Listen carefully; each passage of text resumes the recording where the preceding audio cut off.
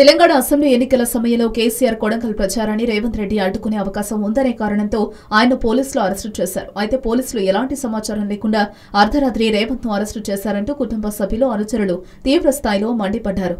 మరోవైపు Congress party leader వేం నరేందర్ రెడ్డి హైకోర్టులో habeas corpus petition దాఖలు చేశారు. దీంతో ఎన్నికల సంఘాన్ని వివరణ కోరుతూ ఆదేశాలు జారీ చేసింది న్యాయస్థానం. అంతేకాదు డీజీపీ నేరుగా హాజరు కావాలంటూ ఆదేశించింది. ఈ క్రమంలో డిసెంబర్ 17వ తేదీన మరోసారి దీనిపై విచారణ జరిపింది. ఈ నేపథ్యంలో ముఖ్యమంత్రి సభ కాబట్టి ఎలాంటి అవాంఛనీయ చర్యలు జరగకుండా ఉండేందుకు రేవంత్ రెడ్డిని అరెస్టు చేసినట్లు పోలీసులు వివరించారు. దీంతో రేవంత్ అరెస్టు పిటిషన్పై నేడు తెలంగాణ హైకోర్టు తుది తీర్పును ప్రకటించింది.